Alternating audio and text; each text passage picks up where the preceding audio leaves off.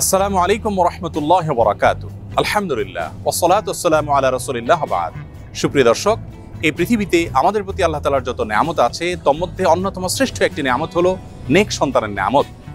যে সমস্ত বাবা মাকে আল্লাহ তাআলা নিঃসন্তান রেখেছেন, সন্তানহীনতার কষ্ট এবং পরীক্ষা কত কঠিন সেটি তারাই সবচেয়ে ভালো বলতে পারবেন। আজ আমরা কোরআন এবং হাদিস থেকে এমন 5টি আমলের কথা শেয়ার করতে চাই যে আমলগুলোর মাধ্যমে আমরা শুধুমাত্র সন্তানই নয় বরং নেক সন্তান লাভ করব ইনশাআল্লাহ বিইذنিল্লাহ। তবে সবকিছুর আগে আমাদেরকে মাথায় রাখতে হবে সূরা শূরার 50 নম্বর আয়াত। আল্লাহ তাআলা বলেছেন, ইয়াহাবু লিমান ইয়াশাউ ইনাসা ওয়া ইয়াহাবু লিমান ইয়াশাউ যুকুর আও ইউযাওয়িজুহুম যুকরানা ওয়া ইনাসা ওয়া ইয়াজআলু মান ইয়াশাউ আকীমা। যার অর্থ হলো আল্লাহই হলেন সেই মহান সত্তা, তিনি যাকে ইচ্ছা তাকে কন্যা সন্তান দান করে থাকেন, যাকে ইচ্ছা তাকে পুত্র সন্তান দেন, আর যাকে ইচ্ছা তাকে উভয়টি দান করেন, আর যাকে ইচ্ছা তাকে কোনোটি দান করেন না। আমাদের অনেক ভাই বোন আছেন যারা সন্তানহীনতার কষ্ট এবং দুঃখ গোছাবার জন্য, লাঘব করবার জন্য অনেক মাজারে গিয়ে ধর্ণা দেন, সেখানে গিয়ে সন্তান প্রার্থনা করে থাকেন। এই কাজটি আমাদের ঈমান হরণকারী একটি কাজ।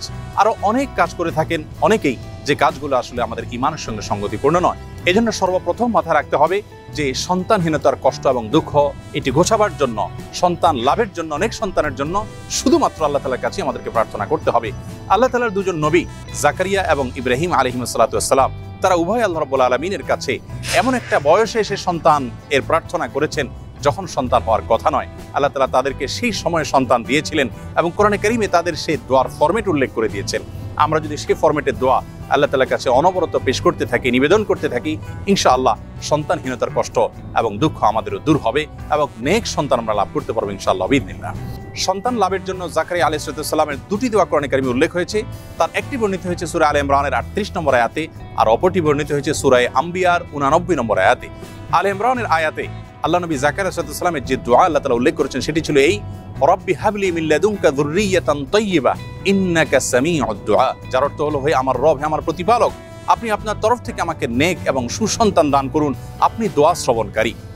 তার অপর যে দোয়াটি সূরা আম্বিয়াতে বর্ণিত হয়েছে সেটি ছিল অত্যন্ত মর্মস্পর্শী এবং হৃদয়গ্রাহী। সেই দোয়ার ভাষ্য ছিল এই, রব্বি লা তাযারনি ফারদা ওয়া আনতা খায়রুল ওয়ারিসিন। যার অর্থ হলো, হে আমার প্রতিপালক, হে আমার রব, আপনি আমাকে একা ছেড়ে দিবেন না, অর্থাৎ নিঃসন্তান আমাকে রাখবেন না, আপনি তো সর্বোত্তম ওয়ারিস দানকারী। আল্লাহ নবী ইব্রাহিম আলাইহিস সালাম আল্লাহর কাছে সন্তান চেয়ে যে দোয়া করেছেন কোরআনে কারীমে সেটি আল্লাহ তাআলা উল্লেখ করেছেন। ছোট্ট একটি দোয়া সূরা সাফফাতের 100 নম্বর আয়াতে দোয়াটি বর্ণিত হয়েছে। সে দোয়ার ভাষ্য ছিল এই, রব্বি হাবলি মিনাস সলিহিন। যার অর্থ হলো, হে আল্লাহ, আপনি আমাকে নেক সন্তান দান করুন। এর মাধ্যমে তিনি আল্লাহ তাআলার তরফ থেকে ইসমাঈল আলাইহিস সালামের মতো নেক সন্তান লাভ করেছিলেন। জাকারিয়া আলাইহিস সালামের যে দুটি দোয়া আমরা উল্লেখ করেছি তার মাধ্যমে তিনি আল্লাহ তাআলার কাছ থেকে ইয়াহয়া আলাইহিস সালামের মতো নেক সন্তান লাভ করেছিলেন। প্রিয় দর্শক, তাহলে নেক সন্তান লাভের জন্য দুজন নবী থেকে 3টি দোয়া আমরা শিখলাম, জানলাম। সেই দোয়াগুলো আমরা যে কোনো সময় বেশি বেশি করে পাঠ করতে থাকবো ইনশাআল্লাহ। সেই সাথে চতুর্থ যে দোয়ার কথা বলবো সেটি বর্ণিত হয়েছে সূরা ফুরকানের 74 নম্বর আয়াতে।